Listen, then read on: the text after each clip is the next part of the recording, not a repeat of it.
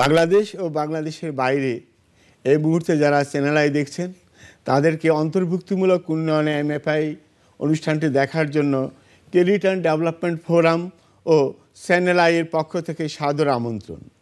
আপনারা জানেন বাংলাদেশের ক্ষুদ্র ঋণ প্রতিষ্ঠানসমূহের একটি অ্যাসোসিয়েশন হচ্ছে credit and development forum CDF.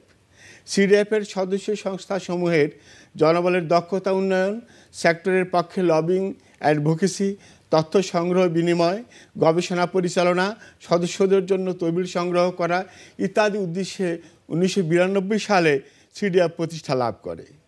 অন্তর্ভুক্তিমূলক উন্নয়নে এমএফআই শীর্ষক সিডিএফের ধারাবাহিক আলোচনা অনুষ্ঠানের আজ 29তম পর্বটি সদস্য সংস্থা গ্রাম উন্নয়ন কর্ম গাকের সৌজন্যে প্রচারিত হচ্ছে।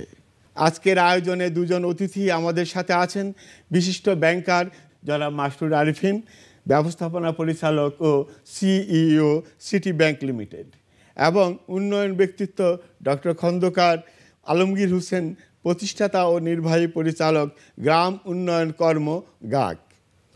জনাব মাসরুর আরিফিন, আপনি ব্যাংকার্স অ্যাসোসিয়েশন এবিবির চেয়ারম্যান নির্বাচিত হয়েছেন। অনুষ্ঠানের শুরুতে আপনাকে পেয়ে আমরা আনন্দিত, সেজন্য অভিনন্দন জানাচ্ছি। Thank you. প্রথমে জানতে চাইব, দেশের আর্থসামাজিক উন্নয়নে ক্ষুদ্র আর্থিক প্রতিষ্ঠানগুলোর ভূমিকা বা অবদানকে আপনি কিভাবে মূল্যায়ন করেন? ব্যাংকারদের প্রবণতাই থাকে আমাদের শহরে কিছু সেম টাইপের কর্পোরেট কমার্শিয়াল কাস্টমারের কাছেই ছোটা এবং মিডিয়াম সেগমেন্টের কিছু ক্লায়েন্টের কাছে যাওয়া, মধ্যম যারা শ্রেণীর। তো এর মধ্যে থেকে ক্ষুদ্র শ্রেণী যেটা স্মল, কটেজ ও মাইক্রো, এটা আমাদের প্রায় বাদ পড়ে যায়। এর মধ্যে কিছু ব্যাংক বড়োভাবেই এগিয়ে এসছে। এখন ব্যাংকগুলো এই সেক্টরেও তাদের লোন কর্মসূচি চালাচ্ছে এবং এই সেক্টরে তাদের ডিপোজিটের জন্য তারা চোখ রাখছে না। ওখানে একটা বড় বিষয় হচ্ছে যে ব্যাংকগুলো টিপিক্যালি আবার এমএফআই এর এই ক্ষুদ্র ব্যবসায়ী সেক্টরে তারা আবার ঢুকে ডিপোজিটটা আহরণ করার জন্য তারা তাদের কাছ থেকে নিতে চায়। তাদের ডিপোজিটগুলো আমি নিব, যেটাকে আমরা ম্যাট্রেস মানি বলি, অর্থাৎ যে টাকাটা ব্যাংকিং সিস্টেমে নাই, সিস্টেমের বাইরে ইনফর্মাল সেক্টরে ঘুরে বেড়াচ্ছে, তাদের টাকাটা ক্যাশ হিসেবেই তারা কিছু বিক্রি করছেন, ক্যাশই রাখছেন, মূল ব্যাংকিংয়ে আসছেন না। তো সেখানে আমি একটা বৈষম্য দেখি যে বৃহৎ এক জনগোষ্ঠী, যার সংখ্যা বাংলাদেশের টোটাল প্রায় MRA micro credit regulatory authority অনুযায়ী ক্ষুদ্র ঋণ খাতে গ্রাহকের সংখ্যা বর্তমানে 4 কোটিরও বেশি। তার মানে অ্যাকচুয়ালি ক্ষুদ্র ঋণ বাদ দিয়েও যদি ক্ষুদ্র ব্যবসায়ী খাত ধরি, সেটা আরও বিগার সাইজ। তো সেখান থেকে আমি ডিপোজিটটা কালেক্ট করব, বাট তাদেরকে আমি লোন দিব না, এটা তো হতে পারে না। বাংলাদেশের পুরো অর্থনীতির 25% এসএমইর হাতে। প্রায় 1/4 of the economy is total জিডিপির ইজ আপনার এসএমই সেক্টর ডিপেন্ডেন্ট। ছোট ছোট দোকান থেকে শুরু করে একদমই ধরেন একটা সিম্পল ট্রেডিংয়ের ছোট একটা ফার্ম, কোনো একটা মাল এখান থেকে নিয়ে ওখানে বিক্রি করেন, সবই তো আসলে এসএমইর মধ্যেই পড়ে। কৃষি আর সেই সঙ্গে আপনার গবাদি পশু ইত্যাদি যে আরও কিছু খাত চিহ্নিত আছে, সেগুলো সবই দেখবেন বেসিক্যালি কিছু বড় কর্পোরেট বাদ দিলে ক্ষুদ্র ব্যবসায়ীরাই এগুলির সাথে সংযুক্ত। ক্ষুদ্র ঋণের যদি সংখ্যাটা দেখেন, ওইটারও প্রায় 85 to 90% কিন্তু ওমেন এন্টারপ্রেনার্স। সো একটা শুধু সমাজই আগাচ্ছে তা না, একটা লিঙ্গগত যে বৈষম্য আছে, নারীদের পিছিয়ে থাকা আছে, সেটার জন্যও তো এটা বিরাটভাবে কাজ করছে, কর্মসংস্থান সৃষ্টি করছে। এবং এখানে তাদের আর একটা বড় জিনিস অবদান রাখে যে এই সেক্টরটাকে যদি আমরা একটু ফর্মাল চ্যানেলে আনতে পারি, যেটা এমএফআইরা পেরেছে, যেটা বিকাশ পেরেছে, ব্যাংকগুলো যদি এখন তাদেরকে ফর্মাল চ্যানেলে নিয়ে আসতে পারি, তাহলে তাদের মধ্যে কিন্তু সঞ্চয়ের অভ্যাসটাও বাড়বে। সঞ্চয়ের অভ্যাস যদি ওখানে বাড়ে, পুরো দেশের কিন্তু সেভিংসের রেটও বাড়বে। সবাইকে নিয়ে কাজ করতে হবে, তাহলে যে উন্নয়ন, সেই উন্নয়নটা টেকসই হয়। কেউ না কেউ যদি ওখানে বাদ পড়ে যায়, কেউ না কেউ যদি মার্জিনে থাকে, কেউ না কেউ যদি মার্জিনাল থাকে, তাদের শিক্ষা দীক্ষাও কখনো হবে না। তারাও কিন্তু বৈষম্যের মধ্যে থেকেই তারা বড় হচ্ছে, তারাই বৈষম্যে শোষিত নিপীড়িতই থাকবে। তো এখানে সার্বিকভাবে আমরা চেষ্টা করছি কাজ করতে। এদের অবদান অস্বীকার করার কোনো উপায়ই নেই। আজকে প্রায় ক্ষুদ্র উদ্যোক্তা তৈরি হয়েছে ক্ষুদ্র ঋণ কার্যক্রমের মাধ্যমে, আমার ডেটাতেই আছে প্রায় 2.5 কোটি। তো 18 কোটি লোকের দেশে 2.5 কোটি লোক ক্ষুদ্র ঋণ কার্যক্রম পাচ্ছে বলে তারা নতুন একটা বিভিন্ন ধরনের ফল ফলাদি উৎপাদন করা থেকে শুরু করে, আগেই তো বললাম পশু সম্পদ বা প্রাণী সম্পদ, দেন মৎস্য, দেন আপনার নর্মাল ট্রেডিং, দেন লাইট ইঞ্জিনিয়ারিং, কোনটা আপনি বাদ দিবেন? একটা ঝিনাইদার মতন জায়গায় শাড়ির দোকান, সেটারও যেমন একটা মাত্রা বহন করে অর্থনীতির জন্য, ওই শাড়ির দোকানটা ওখানে দরকার, আবার একটা ছোটো একটা রেস্টুরেন্ট ওখানে, সেও তো অর্থনীতিতে অবদানটা রাখছে। তো সবাইকে নিয়ে উন্নয়নের জন্য চিন্তা করলে আমাদের ব্যাংকগুলোর দিক থেকে ভাবলে বলবো যে এদের ডিপোজিটটা নিয়ে বিকাশ ওয়ালেটে বা ব্যাংকের ওয়ালেটে নিয়ে ওই চিন্তা থেকে বের হয়ে এসে এদেরকে আপনার অ্যাক্সেস টু ক্রেডিটটা আমাদের দেওয়া উচিত, যেখানে এমএফআইয়ের অনেক আগানো ব্যাংকগুলির থেকে। Thank you. আমি আসবো এখন ডক্টর আলমগীরের কাছে। আপনি গ্রামীণ সমাজ উন্নয়নে আপনার যে গ্রাম উন্নয়ন কর্ম প্রতিষ্ঠানটি তৈরি করেছেন, নিশ্চয়ই এর পিছনে কোনো না কোনো একটা গল্প আছে বা আপনার পরিশ্রমের কিছু ইতিহাস আছে। একই সাথে আপনি আমাদেরকে বলবেন আপনার প্রতিষ্ঠান কি কি কাজের সাথে এখন নিয়ে যেত? গ্রাম উন্নয়ন কর্ম 1993 সালে আমরা শুরু করি একটি নন ফর্মাল স্কুল দিয়ে। এটা হলো আমার যাত্রা শুরু। ওই স্কুলের একজন টিচার ছিল, 30 জন ড্রপ আউট স্টুডেন্ট ছিল যারা অসহায় নদী ভাঙ্গন এরিয়াতে, তারা প্রাইমারি থেকে ড্রপ আউট হয়ে তারা ওখানে ভর্তি হয়। একজন টিচার আর আমি ওই স্কুলের সুপারভাইজার। তখন আমার চিন্তা হলো যে এদেরকে শুধু খালি ঝরে পড়ছে 30 জন বাচ্চা, এদেরকে সংগঠিত করলেই কিন্তু আমার মনে হয় না যে আমার কাজ শেষ হলো। তখন আমার চিন্তা হলো যে গাককে আমি যে আরও কী কী অ্যাক্টিভিটির সাথে তাদেরকে জড়ানো যায়, বা তখন আমি সমিতি গঠন করলাম। এই সমিতি গঠন করতে গিয়ে দেখলাম তাদের নানাবিধ সমস্যা, যে তাদের কারো শিক্ষা নাই, কারো স্বাস্থ্য নাই, কাজ নাই, অভাব অনটনের মধ্যে আছে। তখন আমি চিন্তা করলাম যে এদের নিয়ে আমি কিভাবে তাদের আয় বৃদ্ধি করা যায়, তাদের সামাজিকভাবে তাদের এই যে মূল্যবোধ কিভাবে বাড়ানো যায়, তাদের বিভিন্ন কাজে কিভাবে তাদের জড়ানো যায়। তখন কিন্তু আমি সমিতি করে সেভিংস, যে 1 টাকা করে সেভিংস নিয়ে শুরু করলাম, 1 টাকা। তখন তারা 1 টাকা দিয়ে সেভিংস শুরু করতে করতে সাপ্তাহিক 1 টাকা তারা 1 টাকা জড়ো করবে, এবং যদি 1 বছর তারা 1 টাকা সঞ্চয় জমা করতে পারে তখন আমরা তাদের 500 টাকা ঋণ দেবো। এই দিয়ে কিন্তু আমাদের যাত্রা শুরু। আমরা তখন চিন্তা করলাম যে এদের এই 1 টাকার থেকে তাদের আমরা যদি 500 টাকা ঋণ দেই, এরও তো তাদের অভাব বা তাদের চাহিদা মিটাপ হবে না বা প্রতিপালন করতে পারবে না। তখন আমরা কিন্তু পিকেএসের মতো একটা অর্গানাইজেশনের সাথে আমরা লিঙ্ক আপ হই। আস্তে আস্তে আমাদের তখন 2000, 5000, 10,000, 20,000 এইভাবে আমরা ঋণ কার্যক্রম শুরু করলাম। পাশাপাশি অন্য দেশি বিদেশি দাতা সংস্থা আমাদের বিভিন্ন ধরনের শিক্ষা, স্বাস্থ্য, জলবায়ু পরিবর্তন, তারপরে স্যানিটেশন, তারপরে নিরাপদ পানি, নানাবিধ কাজের সাথে আমরা ডোনারের সম্পৃক্ত হয়ে আমরা তাদের সবাইকে নিয়ে কাজ করার সুযোগ পেলাম। আমি যখন শুরু করছিলাম যে আরফিন ভাই, আমরা তখন 2600 টাকা আমার তখন ক্যাপিটাল ছিল। আমাদের আজকে 15 লক্ষ পরিবার আমি কাজ করছি 58টা জেলায়, এবং আমাদের প্রায় 8000 স্টাফ আমাদের কাজ করছে, এবং 500 অফিস সারা দেশে। এবং আমাদের আরও আমাকে ভালো লাগে, আমাদের এখন ইয়ারলি বাজেট 10,000 কোটি টাকা। ক্ষুদ্র ঋণের পাশাপাশি আপনারা আর কি ধরনের কাজগুলো? ক্ষুদ্র ঋণের পাশাপাশি যেমন আমরা শিক্ষাতে আমাদের 50,000 স্টুডেন্ট, আমাদের 1500 স্কুল আছে আমাদের নন ফর্মাল। বিশাল ব্যাপার। আমরা বিশেষায়িত হাসপাতাল করছি, যেমন ঢাকাতে এবং দিনাজপুরে এবং বগুড়াতে, এবং 100 টাকা দিয়ে আমরা মানুষের চোখের অপারেশন করি, এবং আমরা এই পর্যন্ত প্রায় 40,000 স্থানীয় অপারেশন ফ্রি করেছি। যে উত্তরা 13 নম্বর সেক্টরে আমাদের একটা হাসপাতাল আছে, এখানে মানুষ কিন্তু 100 টাকা দিয়ে সেবা নেয়, এবং সে বিশেষায়িত চিকিৎসকের মাধ্যমে। এখানে আমাদের প্রায় 15 জন চক্ষু বিশেষজ্ঞ ওখানে কর্মরত আছে। মাসুর ভাই, আমাদের আপনি জানেন যে সেক্টরে প্রায় 7 শতাধিক ক্ষুদ্র ঋণ প্রতিষ্ঠান আছে, এবং এই 7 শতাধিক ক্ষুদ্র ঋণ প্রতিষ্ঠান যে এখন প্রায় 4 কোটি গ্রাহককে নিয়ে কাজ করে, এবং 2 লক্ষ কোটি টাকা কিন্তু এদের লোন আউটস্ট্যান্ডিং আছে। এবং এদের যে বড় একটা বিষয় সেটা হলো যে তহবিলের সোর্স, এই সোর্সটা কিন্তু আপনাদের থেকে, মানে ব্যাংক থেকে প্রায় 14%, এবং তাদের যে সারাদিনের কাজকর্ম, তাদের যে সেভিংস সংগ্রহ করে এবং বছর শেষে যে উদ্বৃত্ত হয়, সেভিংস এবং আয় উদ্বৃত্ত, এই দুইটা কিন্তু 10% আপনাদের কাছে জমা থাকে। তাছাড়া সারা দিন শেষে যে টাকাটা মাঠ থেকে তারা পায়, এই টাকাটা কিন্তু আলটিমেটলি আপনাদের কাছে দিয়ে দেয়, মানে তাদের কিন্তু কোনো ভরস নেই। এবং এর মাঝে যে বিষয়টা হয় যে বড় বড় প্রতিষ্ঠানগুলোর তেমন আর্থিক সংকট না থাকলেও ছোট মাঝারি যে প্রতিষ্ঠানগুলো আছে এদের কিন্তু একটা আর্থিক সংকট রয়ে গেছে। তো এদের এই আর্থিক সংকটটা মোকাবেলা করে কিভাবে এদেরকে আপনাদের সহযোগী হিসাবে আরো এগিয়ে আনা যায় একটু যদি আমাদেরকে বলেন। এদের তহবিলটা, এদের যে 14% টোটাল ফান্ডটা আসলে একটা বড় অংশ আমাদের কাছ থেকে আসে। আমার মনে হয় তার চেয়েও বোধহয় বড় অংশই ব্যাংক থেকে আসার কথা, কারণ আমাদের ব্যাংকগুলো টোটাল ঋণের প্রায় 18%, 19% কিন্তু এই খাতে দেওয়া। তো total bank loan 18 lakh crore টাকা, তার 18%-এ সো আর বিগার সাইজ হবে হয়তো বা না। আমাদের তথ্যটা 24 জুন।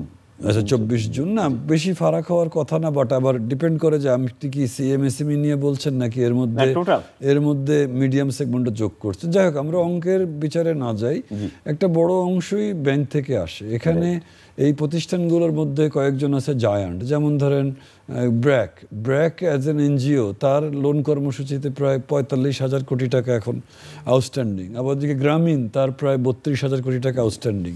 নাও আমি যে জিনিসটাতে বলতে চাচ্ছি, আজকাল এসএমই নিয়ে বলতে চাই, আমরা মিডিয়ামকে নিয়ে বলি না, আমরা মূলত চলে যাই ওই যে আপনার কটেজ মাইক্রো স্মলে, যেটা আমরা ক্ষুদ্র ঋণ যারা পায় তাদের ওদিকে চলে যাই। সো টোটাল কিন্তু অবদানটা 1/3 অফ দ্য ইকোনমি এই একদম এসএমই ফাউন্ডেশন খাত যেভাবে চিহ্নিত করে সেভাবে গেলে ব্যাংক ঋণের 18.40, 19% এই খাতে দেওয়া হচ্ছে।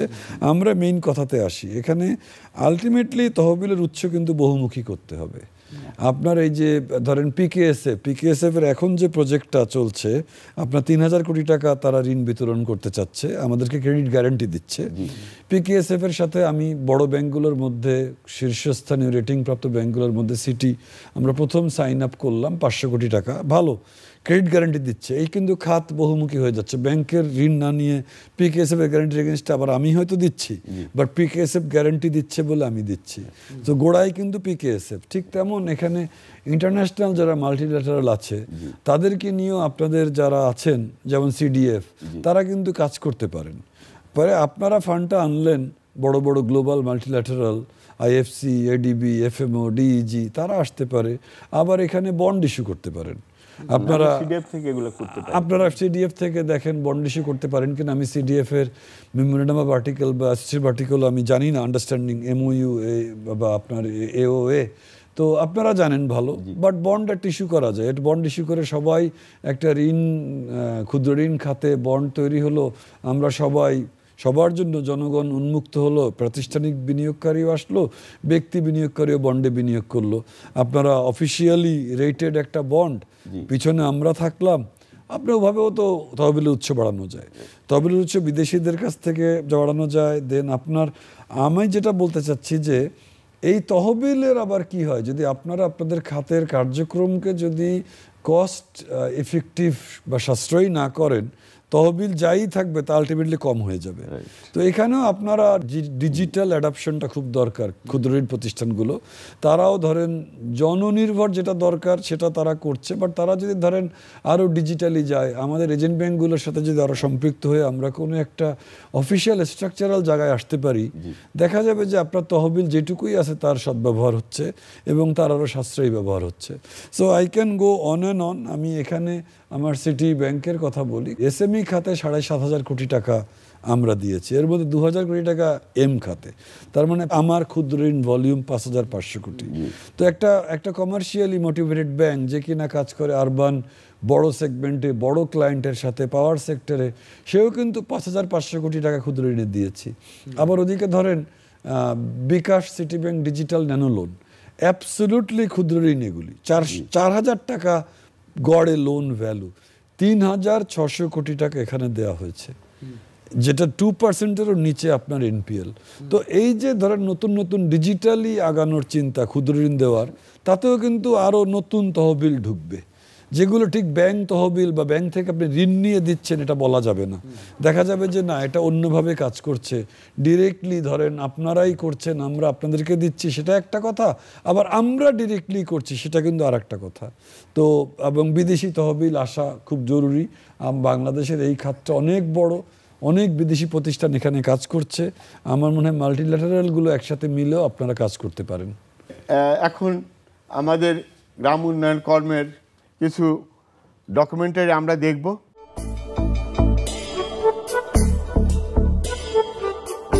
আর্থসামাজিক উন্নয়নে নিরন্তর কাজ করে চলেছে গ্রাম উন্নয়ন কর্ম গাগ।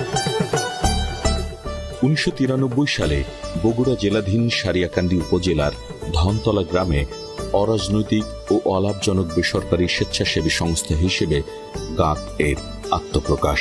সমাজের পশ্চাৎপদ, অবহেলিত ও সুবিধা বঞ্চিত দরিদ্র ও অতি দরিদ্র জনগোষ্ঠীর জীবন জীবিকার উন্নয়নে এ সংস্থার কর্মকাণ্ড পরিচালিত হচ্ছে।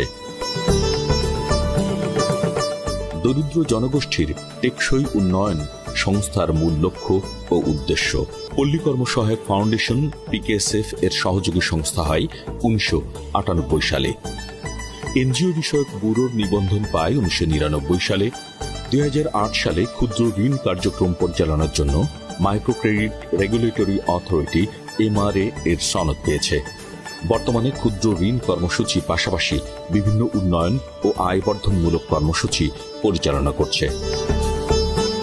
সরকারি, বেসরকারি, দেশি বিদেশি দাতা সংস্থার আর্থিক ও কারিগরি সহায়তায় আর্থসামাজিক উন্নয়ন ও কর্মসংস্থান সৃষ্টির লক্ষ্যে 7টি বিভাগের 56টি জেলায় কাজ করছে গাগ। দরিদ্র জনগোষ্ঠীর চক্ষু সেবা নিশ্চিতে চক্ষু হাসপাতাল প্রতিষ্ঠা করেছে গাগ। ঝরে পড়া ছেলে মেয়েদের করেছে স্কুলগামী। প্রতিষ্ঠা করেছে শিক্ষা প্রতিষ্ঠান, যুব কর্মসংস্থান সৃষ্টির প্ল্যাটফর্ম সামাজিক এন্টারপ্রাইজ। আরও উদ্যোগের মধ্যে রয়েছে রূপান্তরিত জ্বালানি শক্তি কর্মসূচি, ক্ষুদ্র ও মাঝারি উদ্যোক্তা সৃষ্টি ও উন্নয়ন কর্মসূচি। আছে আধুনিক প্রযুক্তি ও পদ্ধতিতে মৎস্য চাষ, প্রাণী সম্পদ উন্নয়ন, পরিবেশ সম্মত কৃষি চর্চা, শস্য বহুমুখীকরণ, প্রক্রিয়াজাতকরণ, বিপণন, বাজারজাতকরণ, অবকাঠামো উন্নয়ন।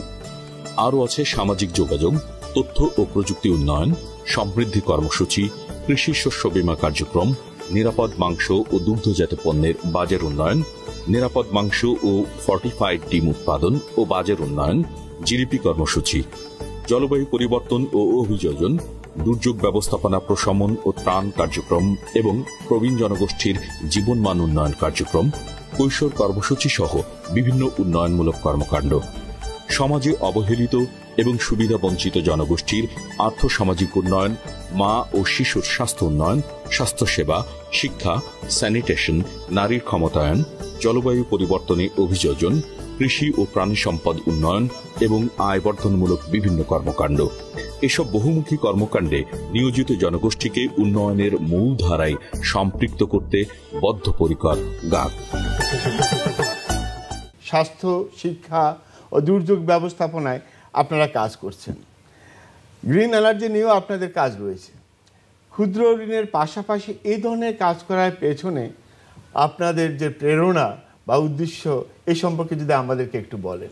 আমরা কিন্তু ইনফর্মাল সেক্টরের মানে এনজিওতে আমরা কাজ করি, গ্রামে এবং রিমোট প্রত্যন্ত এলাকা যেখানে কিন্তু অ্যাক্সেস টু ফাইন্যান্স যাওয়ার সুযোগ কম, সেগুলো মানুষকে সংগঠিত করেই কিন্তু আমরা এই ধরনের সেবা, ক্ষুদ্র ঋণ বলেন, শিক্ষা বলেন, স্বাস্থ্য বলেন, প্রাণী সম্পদ উন্নয়ন বলেন, মৎস্য বলেন, পশুপালন, গবাদি পশু, কৃষি সেক্টরে কিন্তু যেমন আমি আপনার আরফিন ভাইয়ের যেটা আরেকটা উল্লেখ না করলেই নয় যে ওনাদের সাথে কিন্তু আমাদের একটা পার্টনারশিপ আছে আমাদের CSR ফান্ডে, যে সিটি ব্যাংকের মাধ্যমে আমরা কিন্তু ওইখানে একটা হলো টেকনোলজি, আর একটা হলো প্রসেসিং, আর একটা হলো মার্কেটিং, এই দুটাতে আপনাদের ওনারা আমাদের যে ফাইন্যান্স করছে, এত কৃষকেরা যেভাবে তারা স্বাবলম্বী হয়েছে, CDF-কে অনুরোধ করব যে আমাদের এটাকে ভিজিট করে এটাকে আরেকটু তাদের কার্যক্রমকে ইয়ে করা, সেটা আমরা করব, যে আমরা তখন হবে কি তারা উৎসাহিত হবে। এবং মডার্ন টেকনোলজি যেটা দিয়েছি, এই টেকনোলজি পাওয়ার ফলে তাদের কিন্তু মানে প্রোডাক্টিভিটি বাড়ছে, কর্মসংস্থান হয়েছে এবং কোয়ালিটি প্রোডাক্ট উৎপাদন করার ফলে তারা কিন্তু বাজারে ন্যায্য মূল্যও তারা পেয়েছে। তাহলে ভালো অ্যাক্টিভিটিগুলো যদি আমরা মানুষের কাছে প্রচার করি তখন কিন্তু সফল উদ্যোক্তারা আরও তৈরি হবে এবং ফলে আরও কর্মসংস্থান ব্যাপকভাবে এদেশের তৈরি হবে। মাসুর ভাই, আপনি জানেন যে আমাদের যে ক্ষুদ্র ঋণ প্রতিষ্ঠানগুলোর গভর্নিং বডি আছে, এরা সবাই কিন্তু স্বেচ্ছাশ্রম দিয়ে কাজ করে, ভলান্টারি সোশ্যাল ওয়েলফেয়ার অর্গানাইজেশন, এবং এরা কেউ কিন্তু শেয়ার হোল্ডার না বা মালিক না, ওনার না। তো আমাদের সেই কারণেই বাংলাদেশ ব্যাংক থেকে একসময় বলা হয়েছিল যে প্রতিষ্ঠানগুলোকে আপনারা সিআইবিতে অন্তর্ভুক্ত করেন, প্রতিষ্ঠানের যে গভর্নিং বডি আছে, গভর্নিং বডির মেম্বাররা যেন সিআইবির ক্লায়েন্ট না হয়। তো এটা কিন্তু অর্ডার থাকলেও বিভিন্ন সময় আমরা দেখছি ব্যাংক এটা পরিপালন করতে পারছে না বা করছে না। এটা নিয়ে যদি আপনি একটু কাইন্ডলি বলেন। এখানে আমি একটু কনফিউজড, অর্থাৎ সেন্ট্রাল ব্যাংক আপনি বলতে চাচ্ছেন যে বলছে যে এমএফআই প্রতিষ্ঠানগুলো যেন আমরা সিআইবি কালেক্ট করি। তো এমএফআই প্রতিষ্ঠানগুলোকে যদি আমরা লোন দিতে যাই, এত বড় দেশ এবং এখানে জানেন ব্যাংকিং সেক্টরে কি হয়েছে, তাই না? প্রায় 14-15-16টা ব্যাংকের আজকে কি অবস্থা। তো প্রচুর তো ব্যাড লোনে দেশ ভুগছে। 4 লক্ষ কোটি টাকা ফর্মাল এনপিএল, আরও 7 লক্ষ কোটি টাকা ডিস্ট্রেসড অবস্থায় আছে। টোটাল 10-11 লক্ষ কোটি টাকার প্রশ্ন 18-19 লাখ কোটির মধ্যে। সেখানে সিআইবি খুব অপরিহার্য একটা বিষয়। সুশাসন যদি নিশ্চিত করতে হয়, গভর্নিং বডি যদি স্বেচ্ছাশ্রম দিয়ে কাজ করেন কোনো সদস্য, বাট উনি যদি কোথাও কোনো ঋণ খেলাপি হয়ে থাকেন, সেটা কিন্তু ভালো কথা না। তো আমাদের এইসব বিষয়ে আবেগ পরিহার করে আমি অ্যাজ এ ব্যাংকার বলবো যে সুশাসনের স্বার্থে এবং স্বচ্ছতার স্বার্থে বরং এটা আলিঙ্গন করে নেওয়া উচিত যে স্বেচ্ছাশ্রম দেন আর স্বেচ্ছাশ্রম না দেন, লাভজনক কাজ করেন আর অলাভজনক করেন, বাট সিআইবি ইজ সামথিং। আপনার সাথে যেহেতু আমার ঋণের কাজও হবে, আজকে ডিপোজিটের কাজ হচ্ছে, আপনি আপনার ডিপোজিট আমার কাছে রাখছেন, কালকেই তো আমি হয়তো আপনাকে লোন দিব। তো আপনার প্রতিষ্ঠান অন্য কোনো ব্যাংকে খেলাপি, বা আপনি ওই প্রতিষ্ঠান ট্রাস্টি বোর্ডে, আপনার কি ট্রাস্টি বোর্ড নিশ্চয়ই, এটা অনেকটা ট্রাস্ট। তো ট্রাস্ট বোর্ডের সদস্যরা অন্য কোনো না কোনো ব্যাংকে খেলাপি, এই খেলাপি ঋণ কালচারেও তারপরে ধরেন সিটি ব্যাংক তাকে 50 কোটি দিয়ে বসবে, ওই ব্যক্তি তো একটা প্রভাব রাখতেই পারে ওই গভর্নিং বডিতে। তো আমার কাছে মনে হয় যেখানে স্বচ্ছতার কথা আসছে, যেখানে সুশাসনের কথা আসছে, সেখানে আমরা রাগঢাক না করি। সিআইবি নেওয়া হলে নেওয়া হোক, সিআইবি তো নিতে এখন আর কয়েক মিনিটের মাত্র ব্যাপার। তো আমি এটাতে হয়তো বা আপনাদের অপোজিট মন্তব্য করলাম, বাট আমার কাছে মনে হয় যে বাংলাদেশে লোনের যে সংস্কৃতি, যেখানে 18 লক্ষ কোটির মধ্যে 10 লক্ষ 11 লক্ষ কোটির প্রশ্নবিদ্ধ লোন, সেখানে আমার কাছে মনে হয় আপনারা বরং সুশাসনটা নিজেরাই নিশ্চিত করেন। আমরা ব্যাংকগুলো তখন আরও এগুলির ছাপ দীর্ঘমেয়াদে মধ্যম মেয়াদে ঠিকই পড়বে। ব্যাংকগুলো জানবে যে হ্যাঁ, এখানে স্বচ্ছতা আছে, এখানে যা কিছু বলি তার স্পষ্টতা আছে, এবং এটা বেটার, সেক্টরের জন্যই বেটার। দারিদ্র্য বিমোচন, অন্তর্ভুক্তিমূলক উন্নয়ন, আপনি দীর্ঘদিন ধরে কাজ করতেছেন এবং এখানে আপনি প্রতিবন্ধকতার সম্মুখীন কোনো না কোনো সময় হয়েছেন বা এখনো হচ্ছেন। এগুলো কিভাবে উত্তরণ করা যায় বা এ নিয়ে আপনার কোনো পরামর্শ আছে কি না? আমাদের প্রতিবন্ধকতা হলো সবচেয়ে তহবিল একটা সংকট। এখন আরিফিন ভাই ভালো জানবেন এই সেক্টরে, যেমন উনি বললেন যে 18 বা 20 লক্ষ কোটি টাকার মধ্যে 10 লক্ষ বা 11 লক্ষ কোটি টাকাই সন্দেহজনক। তা এই টাকাগুলো কিন্তু এই যে গ্রামের দরিদ্র মানুষেরা কিন্তু এইগুলোতে খেলাপি নয়, কিন্তু এটা কিন্তু একটা বড় স্ট্রেংথ। কিন্তু আমরা কিন্তু মাইক্রো লেভেলে কাজ করি। আমাদের রিকভারি রেট দেখেন যে 99 থেকে 98-এর মধ্যেই, এবং পার অলমোস্ট 5 থেকে 10-এর মধ্যে যে আমাদের মাইক্রো ফাইন্যান্সের। এখন আপনাদের পরামর্শ কি? আমাদের পরামর্শ হলো যে আমাদের তহবিলগুলো যদি আমাদের অ্যাভেলেবল দিতে পারতাম, আর তাদের এই যে দক্ষতা বাড়ানোর ক্ষেত্রে। আমি এখানে মনে করি আলমগীর ভাই, আপনারা আমাদের সাথে আরো কাজ করেন, আসেন। আমরা কিন্তু ফান্ড নিয়ে ভালো ভালো ব্যাংকগুলো বসে আছি। আমরা জানি যে আপনাদের খাতে লোন দিলেই বরং ওই লোনটা বেশি সেফ, আমরা এটা জানি ভালো মতোই। সেখানে এনপিএল 2ও না, মানে 1.5ও না, তারও নিচে। সেখানে কর্পোরেট সেক্টরে বা কমার্শিয়াল সেক্টরে এনপিএল কত বেশি। প্রপার জায়গা আপনি আমাদেরকে দেখাই দিতে পারেন, দুর্যোগ ব্যবস্থাপনা থেকে শুরু করে গবাদি পশু, কোনটাতে যেতে রাজি না। একেবারে তো জিরো থেকে আমরা সিটি ব্যাংকই বলেন 5,500 কোটি টাকার লোন বুক তো আমার টাইমে শূন্য থেকে তৈরি হলো। 3,600 কোটি টাকা বিকাশে লোন দেওয়া, দুটো একসাথে যোগ করেন 5,500 আর 3,600, প্রায় 9,000 কোটি টাকা ক্ষুদ্র ঋণ খাতে কিন্তু আমার সময়ে চলে গেছে। একসাথে কাজ করি, আসেন। আমরা অনুষ্ঠানের প্রায় শেষ পর্যায়ে এসে গেছি। আজ আমরা অতিথিগণের কাছ থেকে ক্ষুদ্র প্রতিষ্ঠানসমূহের বিভিন্ন অবদান চ্যালেঞ্জ সম্পর্কে অনেক মূল্যবান বক্তব্য শুনলাম, জানলাম কিভাবে অন্তর্ভুক্তিমূলক উন্নয়নে এমএফআই সমূহ ভূমিকা রেখে চলছে এবং কি কি পদক্ষেপ নিলে ভবিষ্যতে এর গতি আরও ত্বরান্বিত হবে। আজকের অতিথি জনাব মাসুর আরিফিন, ব্যাংকিং সেক্টরের পুরোধা নেতা। আমি তাকে আমাদের এই অনুষ্ঠানে এসে মূল্যবান সময় দেওয়ার জন্য কৃতজ্ঞতা জানাচ্ছি। আমি ধন্যবাদ জ্ঞাপন করছি আমাদের গ্রাম উন্নয়ন কর্ম গাগ এর প্রতিষ্ঠাতা এবং নির্বাহী পরিচালক আলমগীর ভাই, আপনি আমাদের কাছে এসে আপনার প্রতিষ্ঠান সম্পর্কে জানালেন। আপনাদের দুজনকে আবারও ধন্যবাদ।